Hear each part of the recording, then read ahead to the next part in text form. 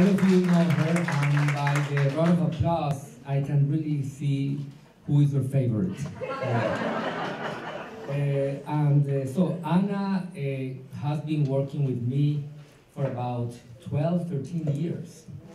And we have worked together helping and treating patients with kidney cancer. So I very confidently can say that Anna is one of the healthcare providers that knows most about kidney cancer and about kidney cancer treatment side effects, as many people in the state, even more than some doctors who don't have a lot of experience in kidney cancer. So she's my left hand because I'm left-handed, and she would be talking about side effects and symptom management in kidney cancer patients.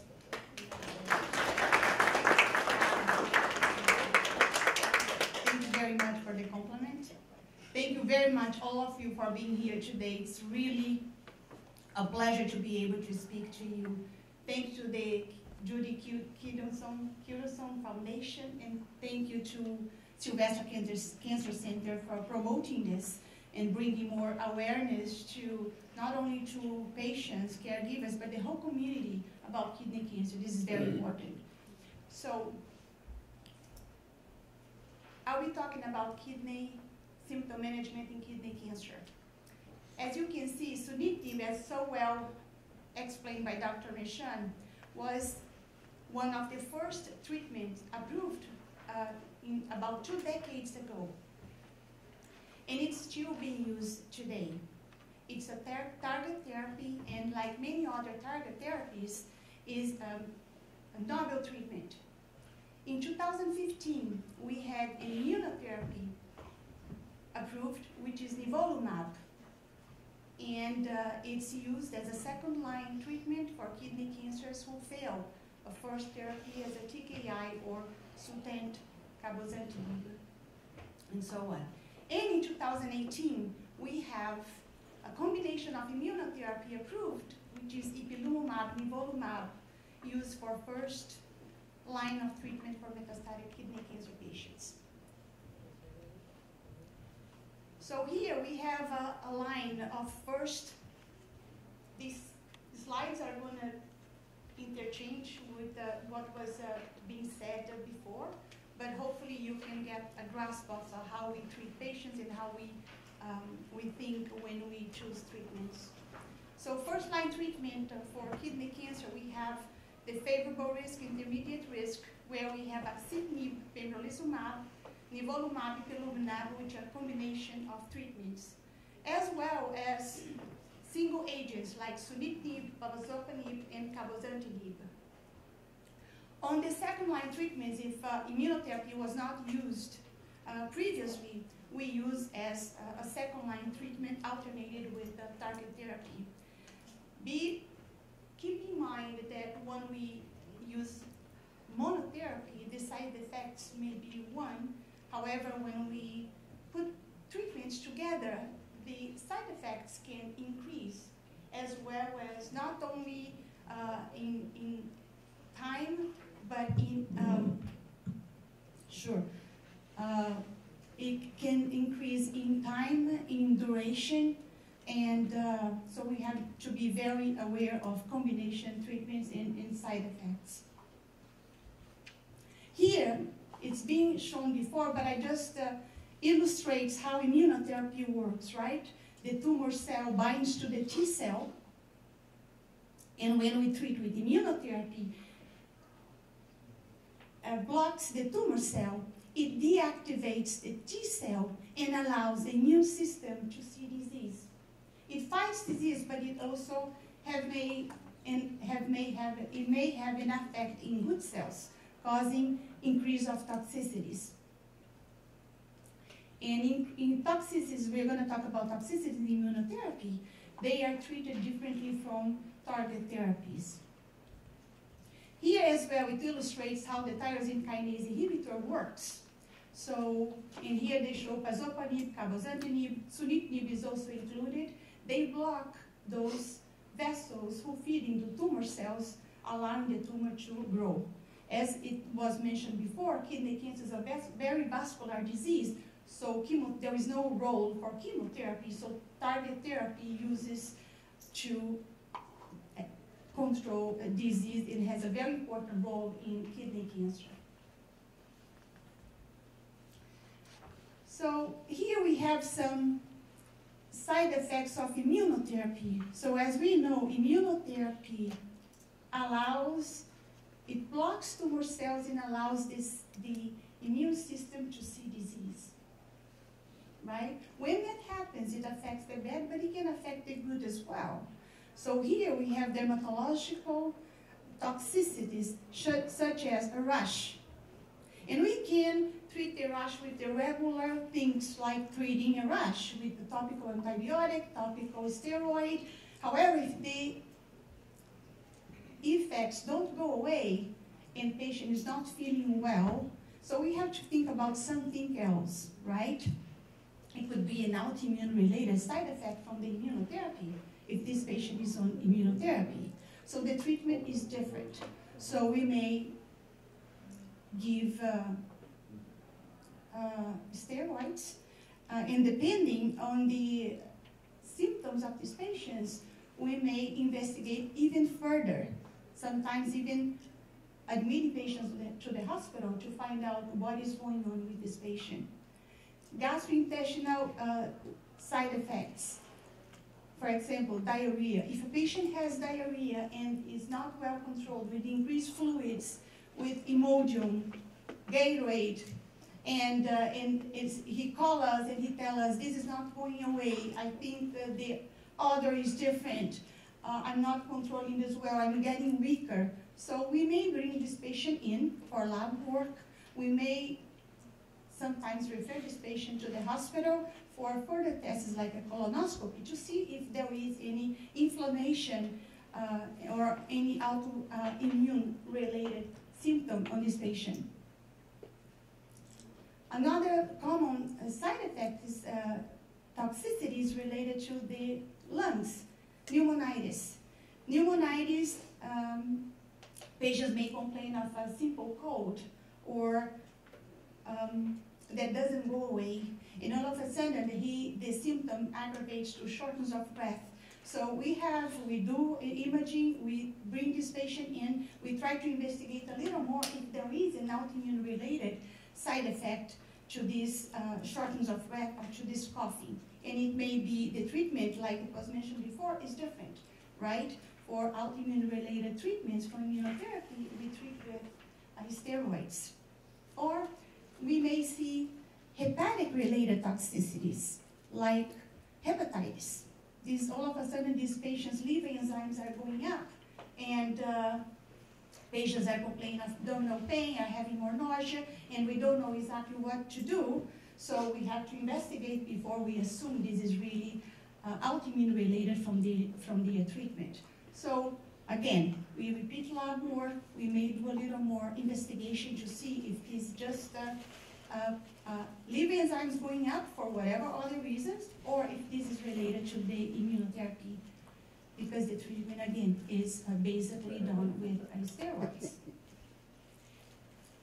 Endocrine-related toxicities. We see quite a bit of thyroiditis with hyperthyroidism, and hypopituitarism. We have patients with that as well, where patients have complaints of feeling tired, confused, they're not doing well. So we do lab works to try to understand what is going on, what is this related to.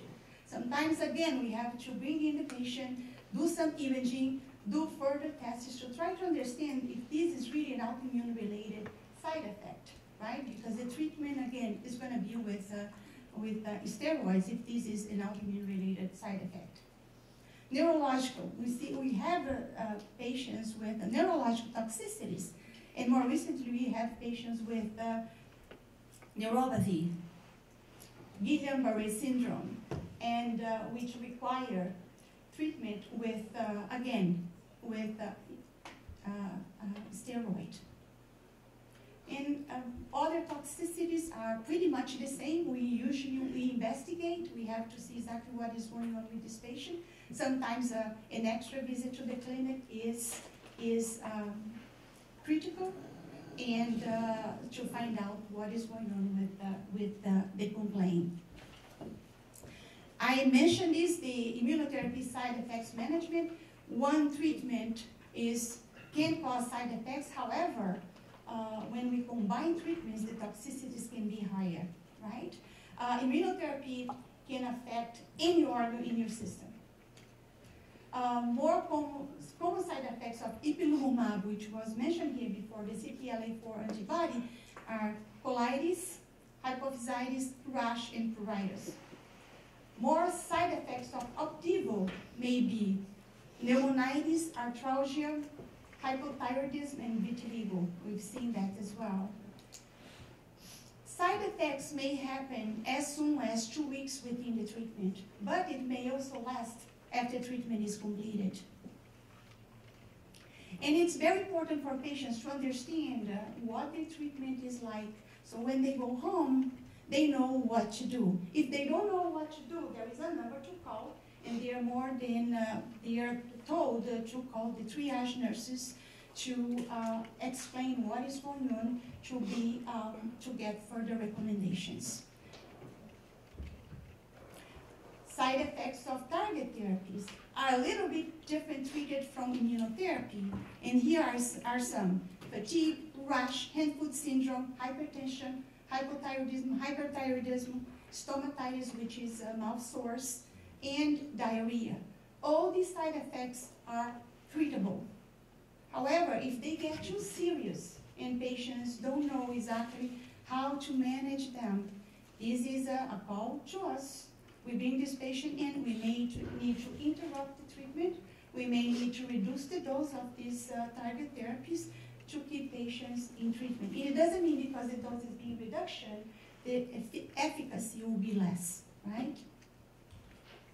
I just showed you some pictures. I know it looks pretty strong, but on the left you have a pretty bad rash. It's mostly the whole area in the body, so it's probably a grade 3, grade 4. This patient is on a target therapy, so no use of steroids, but we treat with the topical antihistaminics. We treat with sometimes we have to admit these patients to the hospital to further treat this rash. And on the side is a hand-foot syndrome, so common in target therapies, right? It affects the skin, it causes these callus formations that sometimes can be very painful. So there are treatments to help with the symptoms. Sometimes we have to refer these patients to a podiatrist to help us and help the patient to deal better with this side effect. So how to effectively communicate with your healthcare team? Every time we see a new patient, we give them a card. And on this card, there is a primary care nurse phone number, right? We highly recommend these patients to communicate with us in case they have any questions, any doubts, and they don't know what to do when they have a side effect. Or even if they have any questions that they don't know exactly what is happening, right? So the primary nurse will see the EMR, check this patient's records, and see what is going on with him in terms of labs, in terms of imaging, in terms of the plan and assessment that was listed on the last visit, and she will recommend. However, before she recommends, she will contact us, either me or Dr. Mission. We'll talk, we'll discuss about each case, because each case is a case, we can generalize cases, and we'll get back to this patient. Sometimes the patient has to come in to be seen a little earlier. Sometimes the patient can be managed, being at home. Sometimes these patients may need to go to the hospital. So we have to see how it works, what the problem is exactly in order to recommend. But the most important thing that I'm trying to do here is to keep the line open for communication in case you have any questions for us, in case you have any problems that you can't solve, right? This is a case study of a 50-year-old patient who presented to the ER with a shortness of breath. So CT of the chest was done and detected a right renal mass. You can see the right kidney pretty more enlarged than the other one. So she went through a nephrectomy, did well for quite a while. She was on surveillance. Then lung nodules, after quite a few CT scans, he showed some lung nodules. They were biopsied and confirmed to be from renal cell carcinoma. So this patient was seen in clinic, and she was recommended standard of care, she was recommended clinical trials, and she opted for a clinical trial. So we enrolled her in a clinical trial where she was randomized to a combination treatment of immunotherapy and target therapy with pembrolizumab and axitinib. She did very well for quite a while. However, in follow-up CAT scans, the CT of the chest shows some changes. I don't know if you can see, there is some opacities in the dark area where the lungs are. And based on the side effects that she presented, we were concerned with pneumonitis. So we kept following this patient a little further. We held the treatment, actually we held both, and follow images continued to show this, and she didn't improve. Her symptoms continued pretty much the same, which was shortness of breath, and coughing, and not feeling like herself. So we treated her with steroids based on her weight. So she was given a higher dose of steroids, and she was instructed to tape it down. However, we saw her the first week after we started steroids, and since the symptoms she had improved, we started to wean it down, and we did it by 10 milligrams weekly. So after 6 weeks, she was feeling much better. She was more like herself, and we repeat another imaging, and sure enough, the opacity seen that lung worked on, and she was more like herself. So we decided, because this was considered serious grade 3 toxicity, we held immunotherapy, and she will continue on the target therapy with Lenvima at a lower dose. And she's been on this for quite a while, still doing well. So take away home points. Tyrosine kinase inhibitors and immunotherapy alone and in combination have significantly improved treatment options for renal cell carcinoma. Although immunotherapy side effects combination are the same as monotherapy, combination therapy side effects may occur more frequently, earlier, and potentially at a higher grade than monotherapy. Side effects understanding and management are crucial in order to keep your quality of life and be kept on treatment, right? So now we are developing more clinical trials, which is another option for treatments with kidney cancer. But they are also, they also have their toxicities that we have to be mindful of. And here is just a pic from the Dolphins Challenge Cancer, where we did some fundraising for cancer research.